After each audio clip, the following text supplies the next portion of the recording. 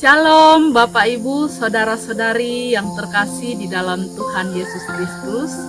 Perkenalkan, saya Pendeta Grace Natalia Teniwut Marpai, Pendeta Jemaat GPIB yang ditugaskan oleh Majelis Sinode GPIB untuk melayani di GPIB Jemaat Bethlehem Malinau, Pospalkes Sumberkasih di Kalam Pising.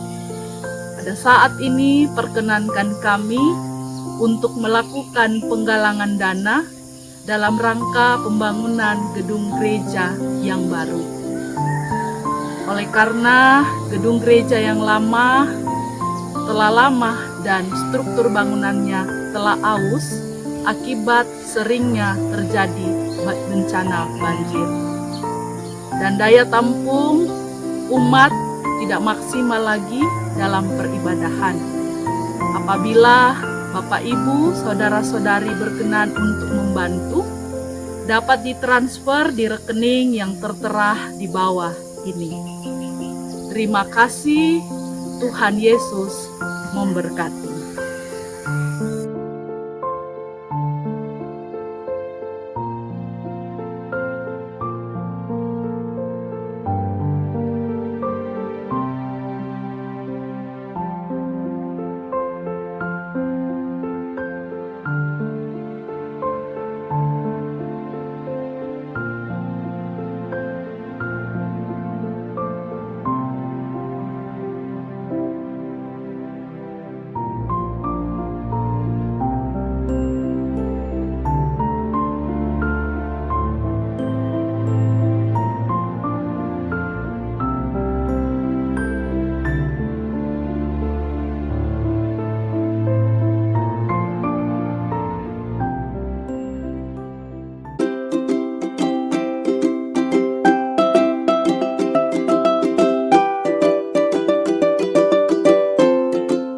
Salam, selamat pagi, selamat berjumpa kembali dalam acara Morning Call Gereja Protestan Indonesia Bagian Barat.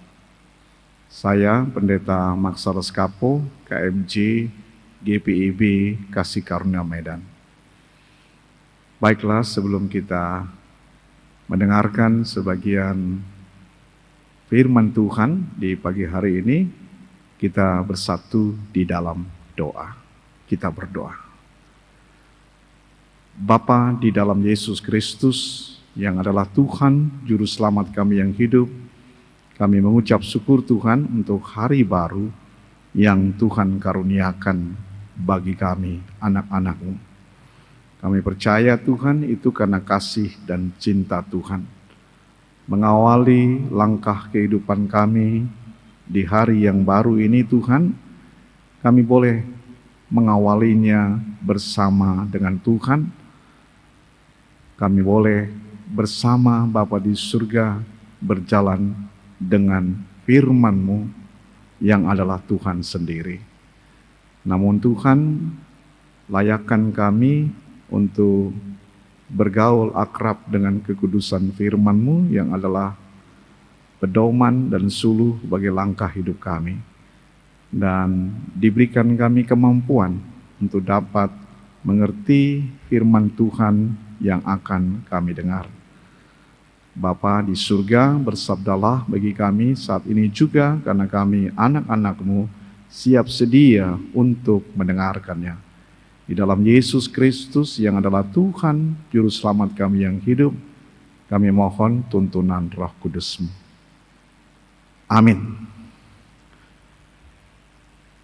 Saudara-saudara yang dikasihi Tuhan Yesus Kristus, yang menjadi dasar perenungan kita di pagi hari ini terambil dalam 2 Tawarik pasal 6 ayat 32 sampai dengan ayat yang ke-33 yang menyatakan, juga apabila seorang asing yang tidak termasuk umat-Mu Israel datang dari negeri jauh, oleh karena nama-Mu yang besar, tangan-Mu yang kuat, dan lengan-Mu yang teracung, dan ia datang berdoa di rumah ini, maka Engkau pun kiranya mendengar dari sorga, dari tempat kediaman-Mu, yang tetap, dan kiranya Engkau bertindak sesuai dengan segala yang diserukan kepadamu oleh orang asing itu, supaya segala bangsa di bumi mengenal namamu, sehingga mereka takut akan Engkau sama seperti umatmu Israel, dan sehingga mereka tahu bahwa namamu telah diserukan atas rumah yang telah kudirikan ini. Demikian pembacaan firman Tuhan. Berbahagialah kita yang tidak saja mendengarkan firman Tuhan ini, tapi dapat memberlakukan dalam hidup beriman kita. Saudara-saudara yang dikasihi Tuhan Yesus Kristus, saat bangsa Israel menjadi bangsa yang nomaden, pengembara, maka bangsa Israel ini tempat ibadahnya tidak permanen. Tempat ibadah mereka, saudara-saudara yang kekasih, mereka memakai kemah suci. Jadi tempatnya itu seperti sistem knockdown begitu ya. Tapi setelah mereka sampai di tanah perjanjian di Kanaan, barulah kemudian saudara-saudara mereka memiliki tempat ibadah ya yang permanen. Bait Allah didirikan oleh anak daripada Raja Daud, yaitu Salomo. Nah, saudara-saudara yang kekasih, rumah Tuhan, bait Allah yang didirikan Salomo itu begitu megah. Dan sebenarnya kemegahan itu, saudara-saudara, adalah simbol keagungan dan kemuliaan Tuhan. Saudara-saudara yang kekasih, bait Allah yang didirikan oleh Salomo itu berada di tengah-tengah pemukiman bangsa Israel. Artinya, saudara-saudara yang kekasih, ya, bait Allah itu bukan saja tempat mereka beribadah, tempat mereka menyembah, tapi sekaligus sebenarnya keberadaan bait Allah yang berada di tengah-tengah pemukiman bangsa Israel mau mengatakan, saudara-saudara, bahwa Allah itu menjaga, mengayomi umat Tuhan. Ibu Bapa, saudara-saudara yang kekasih dalam Yesus Kristus, bait Allah bukan hanya tempat penyembahan, bukan hanya tempat kediaman Tuhan Allah saja. Tapi sesungguhnya, saudara-saudara yang kekasih, bait Allah itulah kehidupan itu sendiri, atau sumber daripada segala sumber hidup. Saudara-saudaraku yang dikasihi Tuhan, di dalam kitab Yeskiel, di situ dijelaskan, saudara-saudara, ya, ada bait Allah di mana kemudian dalam rumah Tuhan itu, bait Allah itu mengalir air. Ya. Air yang keluar dari bait Allah tersebut, saudara-saudara yang kekasih, ya, di mana tumbuh-tumbuhan dan lain sebagainya yang dilalui oleh air dari bait Allah itu tumbuh kehidupan di dalamnya. Nah, saudara-saudara yang kekasih dalam Yesus Kristus, demikian juga sebenarnya bait Allah yang ada di tengah-tengah pemukiman umat di Yerusalem itu tidak saja tempat penyembahan, tapi adalah kehidupan itu sendiri. Bait Allah, saudara-saudara yang kekasih, sumber daripada segala sumber hidup. Artinya, saudara-saudara yang kekasih, bukan hanya soal-soal batiniah saja di situ, tapi juga soal-soal lahiriah. Artinya yang menyangkut kehidupan manusia lahir dan batin. Ya. Karena itu ibu bapak, saudara-saudara yang kekasih dalam Yesus Kristus, ke depan paradigma orang percaya sebenarnya juga harus dirubah sebagaimana dengan pembacaan firman Tuhan tadi, bahwa bait Allah itu ternyata saudara-saudara bisa juga dipergunakan oleh bangsa lain yang notabene adalah keyakinan yang berbeda. Ya. Agamanya berbeda, saudara-saudara. Ya. Jadi tidak saja hanya untuk kalangan orang-orang Israel, ya, tapi juga untuk bangsa-bangsa lain yang berbeda keyakinan. Artinya apa, saudara-saudara yang kekasih, bahwa Tuhan Allah itu tidak bisa hanya diklaim hanya untuk orang Israel saja, tapi Tuhan Allah itu juga untuk milik segala bangsa di dalamnya. Karena itu saudara-saudara yang kekasih, ya, orang percaya tidak boleh menutup diri. Orang percaya tidak boleh membuat satu kelompok yang eksklusif di dalamnya. Tapi gereja, orang-orang percaya, satu persekutuan tubuh Kristus itu harus bersifat inklusif. Dia terbuka, ya, terhadap siapa saja, karena dia itu termasuk rumah bersama juga sebagai makhluk Tuhan. Dengan demikian, saudara-saudara yang kekasih dalam Yesus Kristus, demikian halnya saudara-saudara ke depan gereja, saudara-saudara yang kekasih, tidak saja ya dia hanya memberikan saudara-saudara yang kekasih ya penguatan, pengharapan atau hal-hal yang bersifat batiniah saja.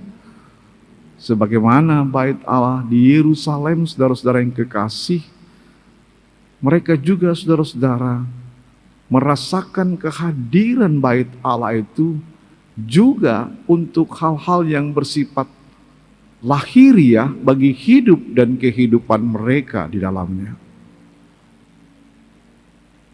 Bapak, Ibu, saudara-saudara yang kekasih dalam Yesus Kristus, dalam konteks kita sekarang ini juga saudara-saudara, apalagi ketika kita masih belum keluar daripada virus COVID-19, maka kehadiran gereja saudara-saudara tidak hanya memberikan spirit, memberikan penguatan saja. Tidaklah cukup saudara-saudara. Tapi juga saudara-saudara, bagaimana gereja juga saudara-saudara memberikan dirinya saudara-saudara yang kekasih supaya kehidupan lahiriah mereka saudara-saudara yang kekasih bisa bertumbuh dan bisa berkembang di dalamnya. Inilah yang harus gereja harus lakukan ke depan saudara-saudara, apalagi di tengah-tengah realitas COVID-19 yang dapat saudara-saudara membuat orang percaya terpuruk saudara-saudara kehidupan lahiriahnya.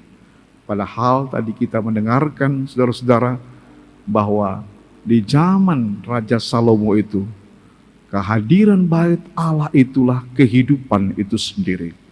Kehadiran bait Allah itu sumber daripada segala sumber hidup. Jadi apa saja yang datang ke bait Allah itu menimbulkan kehidupan, bukan menimbulkan kematian, saudara-saudara. Orang yang datang ke bait Allah itu menimbulkan pembaharuan. Saudara-saudaraku yang kekasih dalam Yesus Kristus, mari saudara-saudara, peran gereja ke depan dapat menumbuhkan kehidupan, bukan malah saudara-saudara yang kekasih merusak kehidupan. Tidak saja merawat kehidupan, tapi menumbuh kembangkan. Ya, orang yang datang ke bait Allah, datang ke rumah Tuhan, datang ke gereja, benar-benar mereka bertumbuh kehidupan mereka.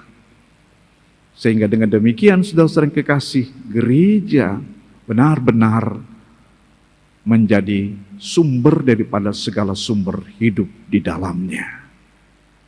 Tuhan memberkati kita. Amin. Mari kita bersatu di dalam doa. Terima kasih Bapa di surga untuk firman Tuhan yang boleh kami dengar. Tuhan tolong kami agar selaku persekutuan tubuh Kristus, selaku gereja Tuhan ke depan, kami juga boleh terbuka Bapa di surga bagi bangsa-bangsa ataupun juga bagi agama lain.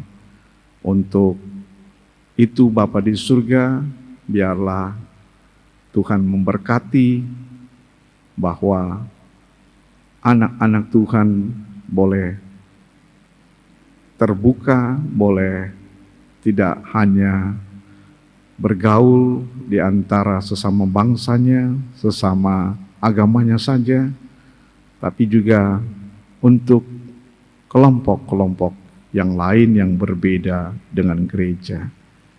Gereja harus tidak eksklusif tapi inklusif di dalamnya.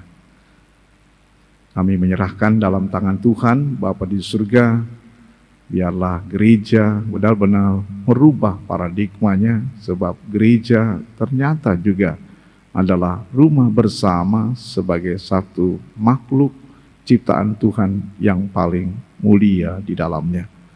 Supaya membangun kehidupan bersama sebagai makhluk yang mulia tanpa melihat perbedaan bangsa, agama di dalamnya. Kami menyerahkan, biarlah gereja ke depan mempelopori bersama-sama dengan agama yang lain juga untuk membangun kehidupan di dalam dunia ini. Demikian juga Bapa di surga, kehadiran gereja ke depan tidak hanya memberikan semangat, memberikan penguatan, tapi juga tidak hanya memberikan Bapa di surga hal-hal yang bersifat batiniah saja, tapi juga keutuhan hidup, lahir dan batin juga dilakukan oleh gereja Tuhan di dalamnya. Apalagi di tengah-tengah virus COVID-19, Tuhan banyak saudara-saudara kekasih kami yang terpuruk secara lahiriah. Karena itu Bapa di surga, Tuhan tolong mampukan gereja-Mu Tuhan untuk dapat membantu Bapa di surga saudara-saudara kekasih kami yang terpuruk secara lahiriah, sebagaimana bait Allah di Yerusalem yang adalah sumber daripada segala sumber hidup, bukan hanya hal-hal yang bersifat batiniah, tapi yang bersifat lahiriah. Kehidupan secara utuh itu dialirkan, ditumbuh kembangkan oleh bait Allah. Demikian juga gereja-Mu di masa kini ya Tuhan. Kami mau menyerahkan ke dalam tangan Tuhan kiprah gereja Protestan Indonesia bagian Barat ke depan Bapa di surga. Tuhan memberkati. Bapa dalam surga, berkati bangsa dan negara kami. Tuhan kiranya memberkati segala upaya-upaya supaya vaksin COVID-19 ini Tuhan pada akhirnya Bapa di surga oleh upaya pemerintah dosis ketiga, masyarakat Indonesia tidak lagi Bapa di surga dalam ketakutan yang begitu rupa, tapi dengan vaksin 3 ini mereka boleh Bapa di surga menjalankan aktivitas sebagaimana biasanya dan Tuhan kiranya memberkati. Kami berdoa Bapa di surga, demikian juga untuk saudara-saudara kekasih kami yang menderita akibat baik itu bencana alam, peperangan, sakit, penyakit, kemiskinan. Tuhan hadir dan memberkati mereka. Dan memberkati juga orang percaya untuk mengambil bagian dalam derita sesama kami. Berkati Bapa di surga juga untuk gereja-Mu Bapa, gereja GPIB yang tersebar di 26 provinsi di Indonesia ini. Tuhan berkati kiprah GPIB agar berdaya guna dan berhasil guna.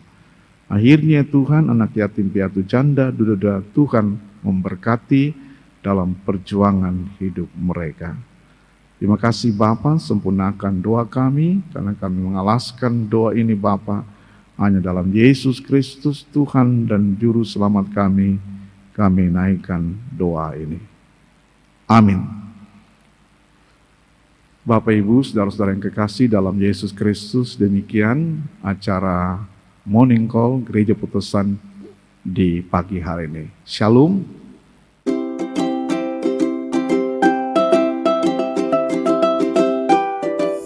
Shalom Bapak Ibu, saudara-saudari yang terkasih di dalam Tuhan Yesus Kristus. Perkenalkan, saya Pendeta Grace Natalia Teniwut Marpai, Pendeta Jemaat GPIB yang ditugaskan oleh Majelis Sinode GPIB untuk melayani di GPIB Jemaat Bethlehem Malinau, Pospalka Sumberkasih di Kalam Pising. Pada saat ini perkenankan kami untuk melakukan penggalangan dana dalam rangka pembangunan gedung gereja yang baru. Oleh karena gedung gereja yang lama telah lama dan struktur bangunannya telah aus akibat seringnya terjadi bencana banjir. Dan daya tampung umat tidak maksimal lagi dalam peribadahan. Apabila Bapak Ibu, saudara-saudari berkenan untuk membantu, dapat ditransfer di rekening yang tertera di bawah ini. Terima kasih, Tuhan Yesus memberkati.